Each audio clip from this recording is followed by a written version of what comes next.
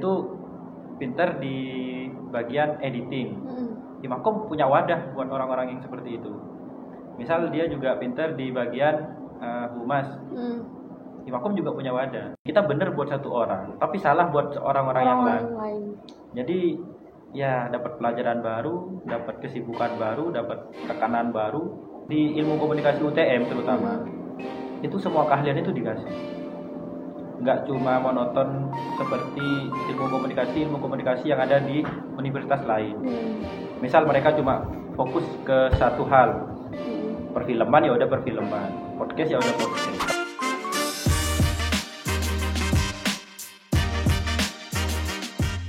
Halo Smart People, kembali lagi bersama Cie Televisi.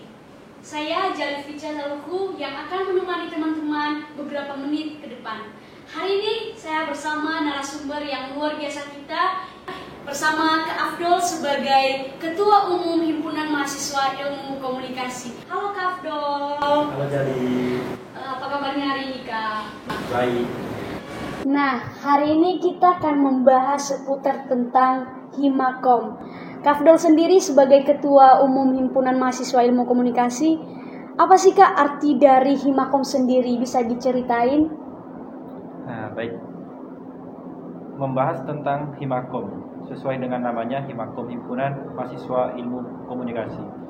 Himakom sendiri itu merupakan sebuah organisasi yang menaungi seluruh mahasiswa prodi ilmu komunikasi sampai semester berapapun. Dan di ilmu komunikasi kan juga ada komunitas ya, ada 6 komunitas. Nah, Himakom juga menaungi 6 komunitas tersebut. Baik, jadi di Himakom sendiri itu ada nggak ya Kak departemen-departemen yang mendukung atau membantu berjalannya organisasi Himakom sendiri? Di Himakom sendiri ada 4 departemen. Yang pertama itu ada pengembangan sumber daya mahasiswa atau PSDM.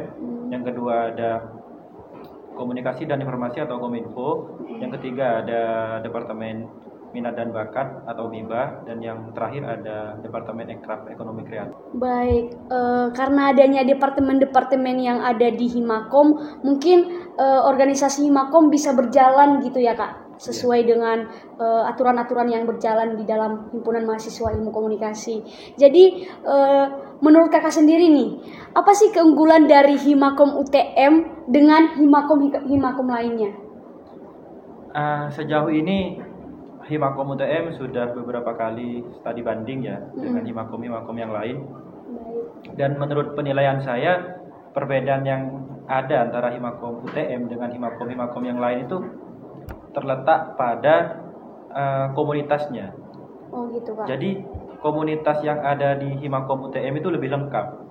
Ada komunitas penyiaran, perfilman, fotografi, komunitas humas atau PR, sama ada komunitas bagian desain.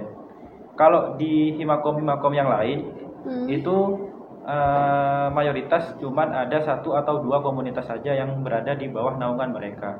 Jadi menurut saya Himakom UTM lebih lengkap. Oh, jadi di Himakom kita bisa dibilang lah keunggulan dari Himakom kita adanya komunitas-komunitas yang bisa membantu mahasiswa ilmu komunikasi mengembangkan bakat dan talenta dirinya sendiri gitu Kak. Iya. Oke Kak, jadi benar ya, luar biasa juga Himakom UTM ini. Jadi menurut Kakak sendiri, kenapa kita harus join di Himakom? Atau kita kan di ilmu komunikasi sendiri sebagai maba nantinya, kita bagaimana kita bisa mengajak anak-anak maba itu untuk bergabung di Himakom, dan kenapa harus join di Himakom itu sendiri gitu Pak? Seperti yang sudah saya ceritakan tadi, keunggulan Himakom ini beragam, di sini lengkap. Saya rasa Himakom ini sangat cocok menjadi wadah bagi mahasiswa-mahasiswa baru yang pengen menaikkan skill atau keahliannya itu di bidang tertentu. Misal dia itu pinter di bagian editing. Himakom punya wadah buat orang-orang yang seperti itu. Misal dia juga pinter di bagian humas. Himakom juga punya wadah. Selain di ilmu komunikasi ini juga ada komunitas. Wadah yang lebih besar itu ada Himakom. dengan relasi yang lebih luas juga, bisa ke fakultas juga. Malahan dengan join dengan Himakom, relasi kita nggak terbatas cuma di UTM, kita bisa ke univ-univ yang lain. Betul. Berarti kalau kita gabung di Himakom sendiri kita banyak relasinya gitu Kak. Yeah. Banyak relasinya, kita bisa belajar di komunitas-komunitas yang ada di dalam komunitas yang ada di dalam Himakom sendiri gitu. Jadi perlu ya maba-maba nantinya bergabung di Himakom kita ya Kak. Harus. Oke, dari departemen yang Kakak jelaskan tadi, sampai sekarang itu apa sih Kak progres atau yang sudah dilakukan oleh departemen-departemen itu yang sudah terrealisasikan gitu? Sejauh ini proker yang sudah berjalan, karena ini masih pertengahan periode itu baru ada satu kemarin, itu proker dari Departemen PSDM, itu nama prokernya KIA atau Communication in Action. Apa itu Kak? Jadi Communication in Action ini sebuah bentuk aksi dari teman-teman Himakom buat nge-branding Himakom, terutama ilmu komunikasi kepada pihak luar. Jadi Himakom sendiri itu nge-branding, kan ini tujuannya sasarannya ke mahasiswa ke siswa anak SMA gitu. Jadi mereka tuh biar kenal, biar tahu. Misal kadang anak SMA itu bingung. Betul. Kalau kita kuliah, prodi apa yang cocok buat kita? Iya, dan masih bertanya-tanya gitu. Ya, sesuai dengan keahlian saya ini apa prodi yang cocok. Nah, di proker kemarin, di acaranya Himakom kemarin, kita menjelaskan, kita menceritakan kepada anak-anak SMA itu, kalau Himakom itu luas. Ilmu komunikasi itu sangat luas. Di sini tidak cuma belajar tentang ngomong aja. Betul. Karena menurut orang-orang ilmu komunikasi cuma bisa ngomong. Betul. Padahal sebenarnya itu bisa diartikan lebih luas lagi. Ilmu komunikasi itu adalah sebuah penyampaian pesan. Pesan tidak cuma berupa pesan secara lisan, tapi ada juga pesan secara gambar, visual, dan pesan-pesan yang lain. Jadi menurut saya proker kemarin itu benar-benar luar biasa. Itu proker dari Departemen PSDM. Jadi selain buat nge-branding Ikom sama Himakom, proker kemarin juga menjelaskan kalau ilmu komunikasi gak cuma bisa ngomong, tapi bisa juga hal lain. Oh gitu Kak. Terus tadi kan ada suatu proker yang namanya CIA ya Kak. Berarti anak ilmu komunikasi sendiri tuh harus melakukan aksi gitu Kak, harus bergerak bukan hanya di dalam kampus, bisa juga di luar kampus, seperti itu Kak? Iya, jadi wow, luar biasa ya Kak, Himakom kita ini. Jadi dari progres yang sudah berjalan itu, apakah itu bisa membuat atau meyakinkan orang di luar sana percaya bahwa ilmu komunikasi itu adalah suatu prodi yang menarik gitu Kak? Jadi di sini saya mau tanya ke Kak Afdol, dari himpunan atau organisasi Himakom sendiri, ada nggak visi misi Himakom yang bisa meyakinkan nantinya mahasiswa baru untuk terjun ke dalam prodi ilmu komunikasi? Jadi untuk visi misi ya, visi misinya Himakom, terutama buat tahun ini, visi misi Himakom itu adalah meningkatkan kualitas mahasiswa Ikom yang pertama, dan menjadi wadah juga buat teman-teman ilmu komunikasi yang mau berkembang melalui komunitas-komunitas dan juga melalui proker-proker yang ada di Himakom sendiri. Sesuai dengan nama kabinet Himakom tahun ini, Absamada, yang berarti meningkatkan toleransi atau kebersamaan. Jadi untuk Himakom tahun ini kami lebih mengedepankan apa artinya kebersamaan, apa artinya toleransi. Karena di Himakom sendiri kita berusaha ngilangin yang namanya perbedaan.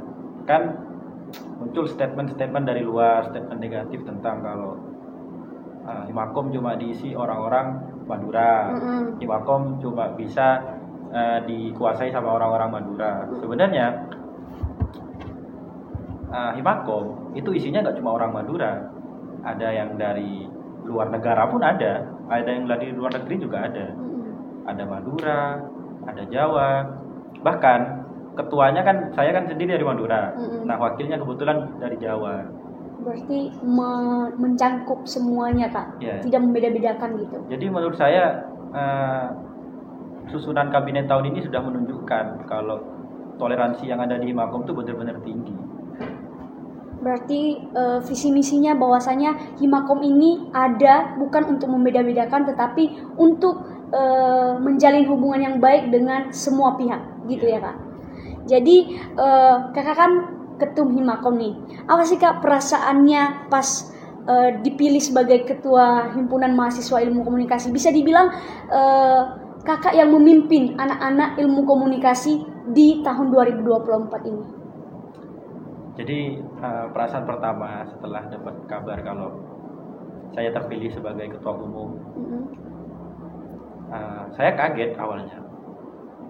Saya nggak nyangka aja bisa jadi ketua, gitu ya. Karena saya sendiri merasa saya masih kurang, saya masih kurang pantas. Cuman karena teman-teman mempercayakan tanggung jawab yang besar ini kepada saya, mau nggak mau saya harus bisa menjalankan tanggung jawab yang sudah diberikan sama teman-teman kepada saya.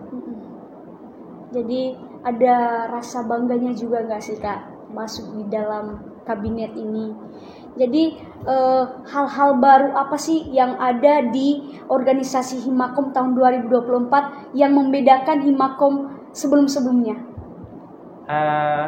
Mungkin yang pertama ya, yang membedakan Himakom tahun ini dengan Himakom tahun lalu itu dari susunan kabinet sama dari keanggotaan. Mungkin karena ada peraturan baru yang menyebabkan teman-teman angkatan 22 itu nggak bisa masuk ke Himakom, ada peraturan nggak boleh magang itu. Jadi saya rasa sekarang itu anggota yang dari angkatan 22 itu berkurang. Namun ada hal positif, gara-gara angkatan 22 ini berkurang untuk lebih fokus ke magangnya mereka. Angkatan-angkatan yang maba ini justru lebih banyak yang join ke Himakom. Lebih bersemangat gitu Kak, join di Himakom. Jadi regenerasinya tuh lebih cepat daripada tahun-tahun sebelumnya. Iya, karena bisa dibilang kalau kita hanya mengandalkan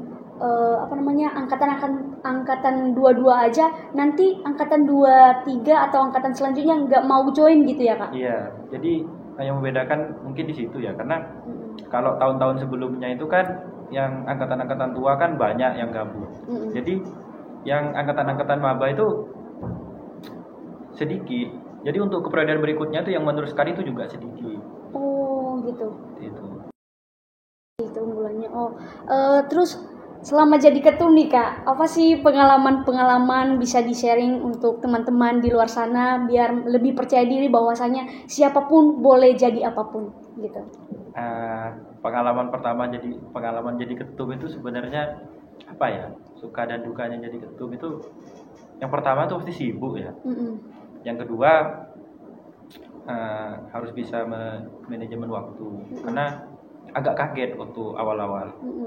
Kan emang nggak pernah kan dapat tekanan yang begitu luar biasa ya menurut saya. Dapat tekanan juga ya? Iya, namanya juga ketum ya, ketua. Kadang ada anggota yang memang ada satu momen di mana kita itu harus memutuskan sesuatu yang berat buat kita. Kadang kita potong satunya sakit, kita potong satunya sakit, kayak serba salah gitu Kak. Nah, sebenarnya aku semenjak jadi ketum akhir-akhir ini menyadari kalau nggak ada pilihan yang memang benar-benar itu pilihan yang tepat. Ya udah, kita pilih aja, karena pilihan apapun itu sebenarnya nggak ada yang tepat. Kita memilih untuk ini, kita benar buat satu orang, tapi salah buat orang-orang yang lain. Jadi ya dapat pelajaran baru, dapat kesibukan baru, dapat tekanan baru, tangisan-tangisan baru, kesedihan-kesedihan baru juga. Jadi menurutku ini luar biasa banget. Oke Kak, jadi harapan Kakak ini sebagai ketum Himakom, apa sih harapannya untuk periode 2024 ini dan harapan juga untuk periode selanjutnya untuk Himpunan Mahasiswa Ilmu Komunikasi kita? Harapan saya buat Himakom tahun ini. Semoga tetap solid, semoga tetap lancar proker-prokernya, dan anggota-anggotanya juga. Saya salut banget sama anggota-anggota Himakom tahun ini, kompak dan solid semua. Wow.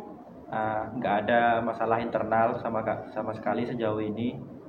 Dan saya sangat mengapresiasi kepada setiap departemen, karena setiap ada proker, mereka benar-benar ngejalanin prokernya dengan sungguh-sungguh, dengan maksimal. Harapan saya ya semoga tetap berjalan, kalau bisa ditingkatkan. Dan untuk tahun depan semoga lebih baik dari tahun ini, dan semoga di tahun depan juga ada hal yang baru yang bisa ditawarkan Himakom kepada teman-teman IKO buat tahun depan. Wow, bikin haru ya Kak, ya. Untuk harapannya untuk Himakom kita dan juga untuk proker atau Himakom selanjutnya gitu. Kita kan sebentar lagi akan menyambut mahasiswa baru nih Kak, mahasiswa baru ilmu komunikasi, khusus untuk ilmu komunikasi. Sebagai ketua umum nih, ada nggak pesan-pesan untuk calon mahasiswa baru Universitas Trunojoyo Madura, terkhusus untuk mahasiswa ilmu komunikasi, bisa disampaikan Kak? Jadi buat teman-teman maba yang mau join di prodi ilmu komunikasi, pertama-tama aku mau bilangin kepada kalian, kuliah itu berat. Di kuliahan itu ada yang namanya seleksi alam, dan itu benar-benar berat banget buat kalian. Jadi aku harap kalian memiliki kesabaran dan mental yang memang benar-benar kuat buat menghadapi semuanya. Apalagi ini ilmu komunikasi. Sebenarnya nggak berat, cuman keseruannya itu kadang bikin capek. Karena saking serunya. Ya, Prodi ini tuh seru banget. Jadi saking serunya kadang bikin energi itu habis. Saking serunya gitu. Iya, siapkan fisik dan mental kalian buat prodi ini. Tapi di ilmu komunikasi, menurut kakak sendiri, seru nggak sih ada di dalam prodi ilmu komunikasi itu? Menurut saya seru banget. Soalnya di sini kita bisa belajar foto, belajar video, belajar podcast kayak gini, belajar menyiarkan. Karena di ilmu komunikasi UTM terutama, itu semua keahlian itu dikasih. Nggak cuma monoton seperti ilmu komunikasi yang ada di universitas lain. Misal mereka cuma fokus ke satu hal, perfilman ya udah perfilman, podcast ya udah podcast. Tapi di sini kita dapat banyak banget malah. Kita ada komunitas tadi ya Kak, yang dijelaskan tadi. Oke Kak, mungkin pesan untuk mahasiswa baru ilmu komunikasi menjadi penutup kita untuk mengakhiri perjumpaan kita pada hari ini. Untuk Kak Afdol sebagai Ketua Umum Himakom, tetap semangat ya Kak untuk memimpin kita anak-anak ilmu komunikasi di Universitas Trunojoyo Madura. Kami ucapkan terima kasih sudah menyempatkan hadir, memberikan waktunya untuk hari ini, dan terima kasih juga untuk informasi-informasi yang Kakak sampaikan.